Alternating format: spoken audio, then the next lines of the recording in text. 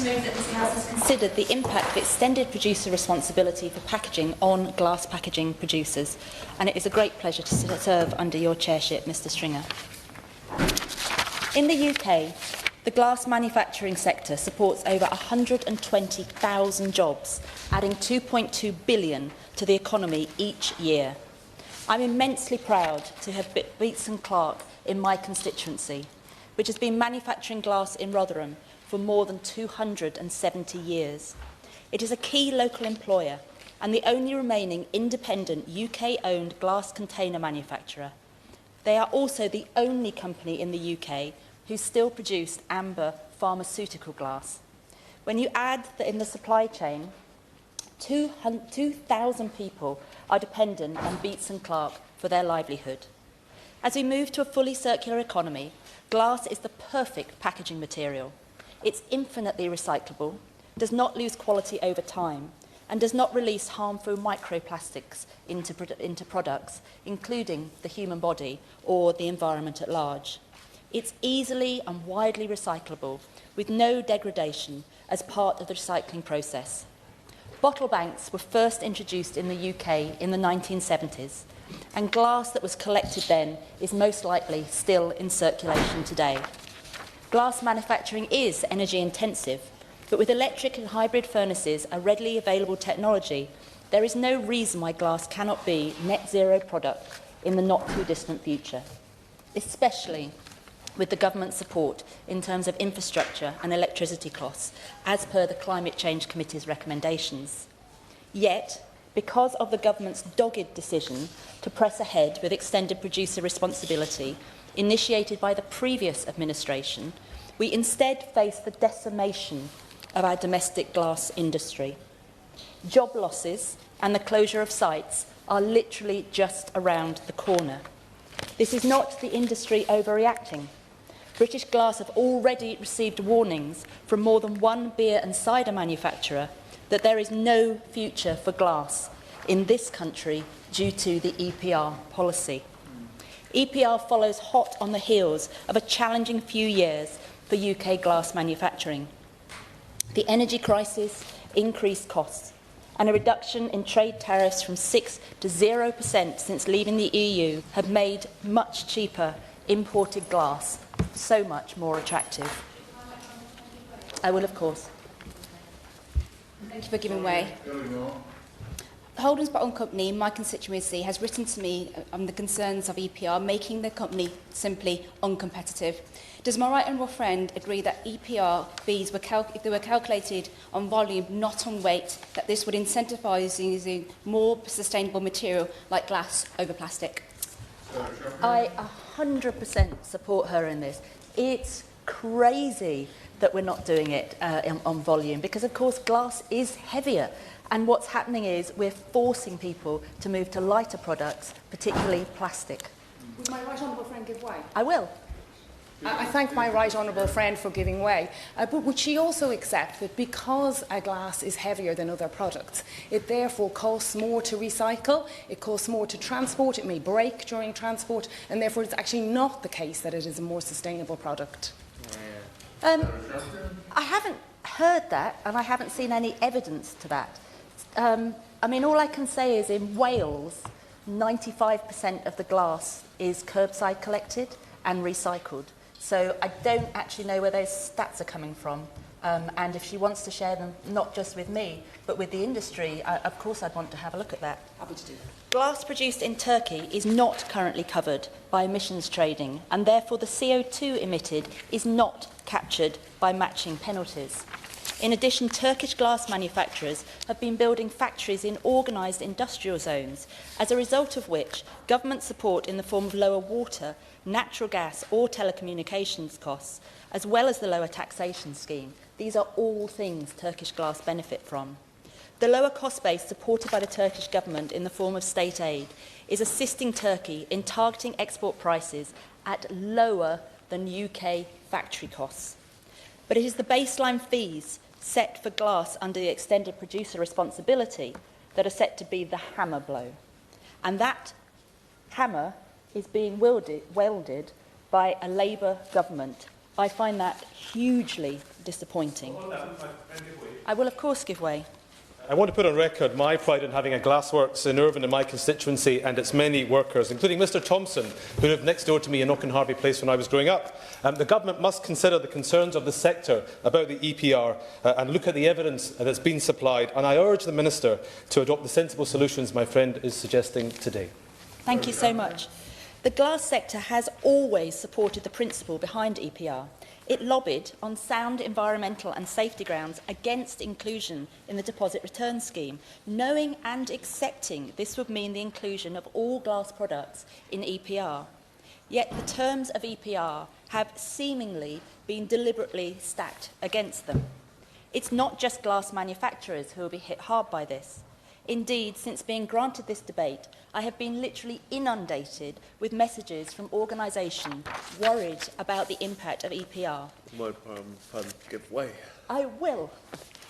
Thank you for giving way. And does she agree that it's important to ensure that the implementation of EPR would avoid unintended consequences for sectors like pubs, which are already facing huge headwinds and in many cases manage their packaging waste through commercial contracts already, so it would in fact be facing sort of double the levy? My honourable friend makes the sound point, and I will reinforce that. And let me go through some, and I say some, of the organisations that have been in touch with me over this. They include Vinarchy, one of the world's largest wine companies, the Society of Independent Brewers and Associates, CAMRA, the British Beer and Pub Association, the Wine and Spirits Trade Association and UK Hospitality, the Food Services Packaging Association, the Metal Packaging Association, both Scottish and Irish Whisky Associations, the English Whisky Guild, the Brewing, Food and Beverage Industry Suppliers Association, the National Association of Cider Makers and Wine GB. They have all spoken out against EPR. Their criticisms of the approach being taken by the government have been surprisingly, strikingly similar. Minister, they can't all be wrong. Other assessments of EPR plans have been similarly damning. The Office of Budget Responsibility has concluded that EPR is a tax. It will not improve recycling rates and it will damage businesses. The Bank of England and the British Retail Consortium have recently stated that the impact of this policy on businesses will be similar to that of the increased national insurance costs. As my honourable friend said, all at a time of rising economic uncertainty resulting from the Trump's tariffs. Pubs are facing an estimated £8 million hike in their costs, or an extra £2,000 per year for a large pub. I will give way. Thank the Honourable Lady for giving way and for securing this debate, because I also heard from the British Beer and Pub Association and several of the local pubs in my constituency of West Dorset. The British Beer and Pub Association said the increase per bottle on beer and cider was between 5 and 7 pence. This comes on the back of increases in business rates that saw one of my pubs, the George in West Bay, see their business rates go from £8,000 to £27,000 a year, and national insurance contributions on top of that. If we want to keep village pubs, we need to support them and not keep taxing them. 100%, and it is these, one hopes, unintended consequences that are the stark evidence that have been put to the Minister, and it's seemingly not making any difference. And I go back to the point that my honourable friend from St Austell and Newquay made.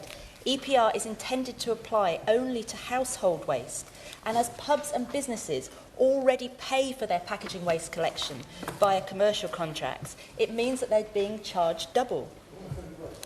I will give way. I'm very grateful. She's making an excellent speech. She's pointing out about the double counting and the effect of EPR. But it's also the case, I've got 90 pubs and Fuller's Brewery in my constituency, and they employ about 4,000 people.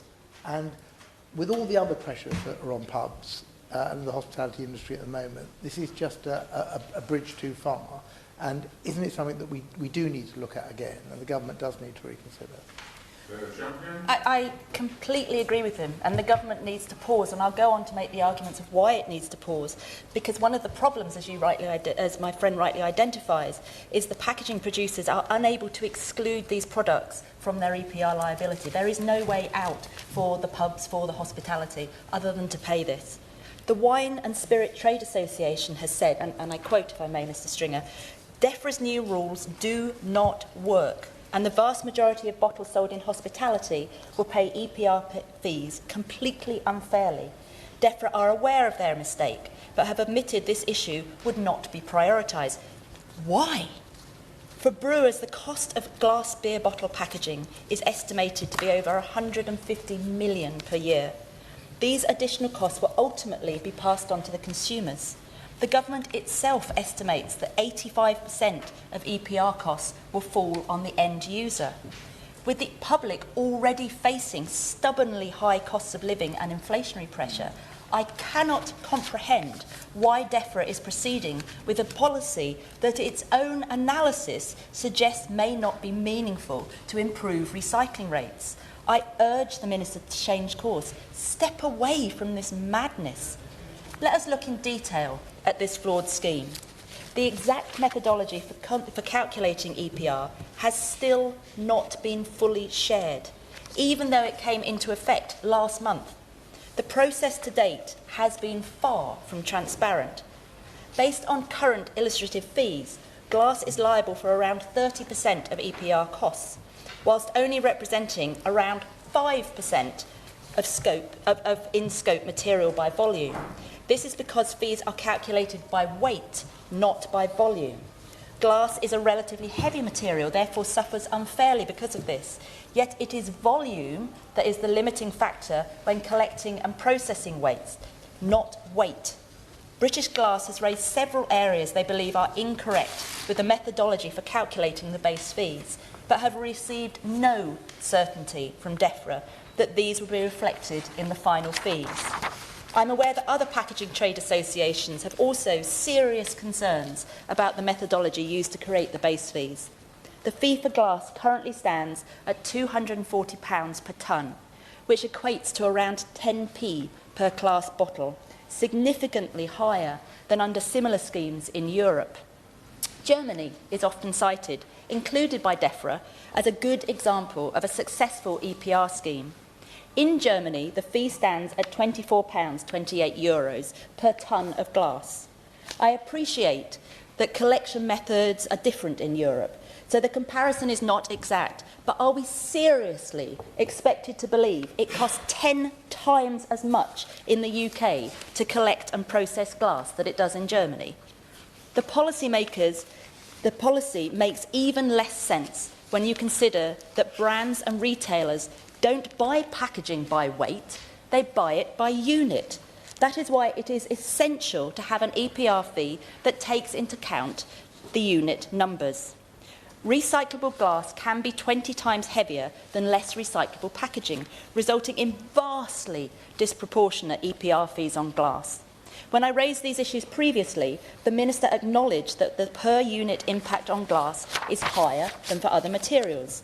Yet the government has failed to address this, calling into question the government's repeated claim that the policy is materially neutral.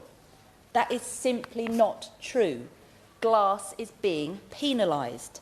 The implementation of EPR leaves glass at the mercy of its competitors.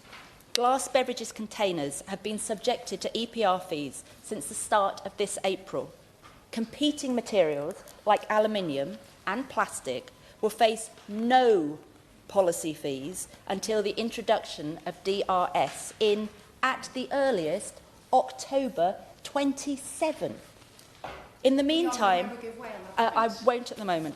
In the meantime, our government is driving packaging customers to move decisively, permanently away from glass. If, for example, a brand sells 1 million half-litre bottles, the EPR fees for glass would be £72,000.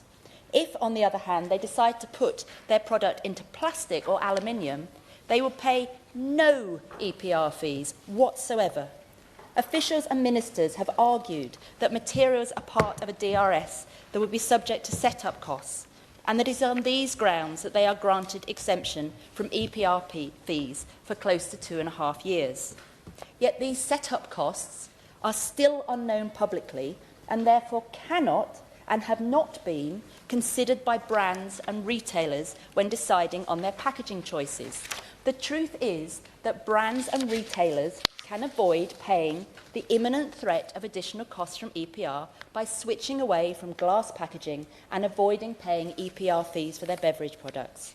Once these producers have decided to switch packaging materials, they must invest in new filling technology that makes it highly unlikely that they will ever switch back to glass. Minister, this is not a hypothetical problem. The glass industry is already seeing evidence of material switching to less recyclable packaging. Indeed, I know that DEFRA has been sent a great deal of evidence of material switching. But let us be honest, this policy choice does not seem to be based on evidence, but to be quite honest with the room, on some unfathomable ideology. In public, I'm sorry, no. In public and in response to correspondence, DEFRA stated that there is no evidence of material switch or not enough evidence. This is simply not true. The industry, my business, the sectors affected have supplied that evidence. And I start to wonder, is there actually any threshold of evidence that would result in a rethink on this? Modulation of future EPR fees has also been highlighted by DEFRA to address these expansive concerns. But let's be honest, even at the earliest point this will be introduced, huge and likely terminal damage will already have been done to the glass manufacturers. It is not clear under the current guidelines that glass will receive a reduction in fees, and it could even result in an increase in future. But as fees are currently charged retrospectively, and given the lack of confirmed information on the level of fees glass will face, these costs are essentially unrecoverable. How can businesses be expected to operate under this profound uncertainty about their current and future costs? Similarly, reuse is often indicated by DEFRA to represent a magic bullet that will address all of the concerns, if only the industry would just get on board. The glass sector is keen to be part of the development of reuse, and glass is the perfect material to allow for it. But we must accept that large-scale national reuse systems are at least a decade away, as there is currently no reuse infrastructure. Furthermore, not all products are suitable for reuse. Glass manufacturers can already supply reusable bottles, but a reuse scheme is much more than just the supply of the reused bottles. It would require significant buy-in across the whole supply chain. The Minister also needs to recognise that not all glass bottles are for drinks. Beatson Clark in my constituency manufactures medicine bottles. Reuse is a laudable goal, and one that the glass industry is keen to work in collaboration with government to achieve. But it is being repeatedly deployed as a grounds to ignore the concerns of the industry on EPR. These are two very separate issues, and the conflation seems to be deliberate to muddy the issue. The short-term impact of EPR could destroy the UK glass industry long before plans for reuse are even on the drawing board. It has also been cited by DEFRA that the recycling reforms will add at least 21,000 new jobs, £10 billion to the UK economy, and stimulate the growth on which the government is so rightly focused. Yet it's unclear how these new jobs will be created. They're also unlikely to be wealth-generating jobs that we currently have in the glass sector. And let's be honest, those jobs are in our manufacturing heartland that really needs that work. Even if the Minister's prediction was true, why risk existing jobs?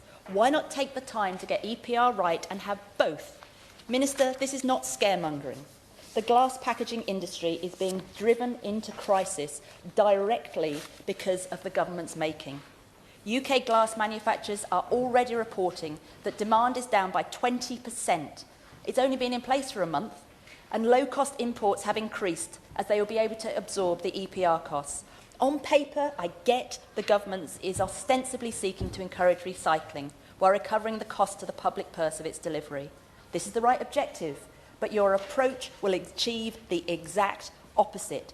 It will encourage switching to less recyclable materials. It will add costs to businesses like pubs and breweries already struggling under inflationary and other cost pressures. And it will see an increase in prices for consumers.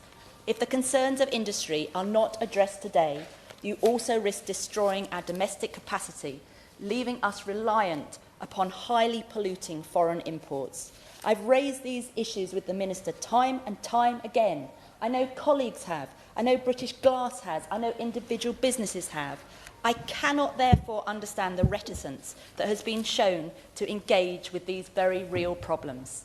The origins of EPR lie with the previous administration, but by continuing this flawed and ultimately self-defeating approach, a Labour government risks destroying a great British industry. Does the Minister really want to be responsible for killing off our most recycling packaging producer? Thank you.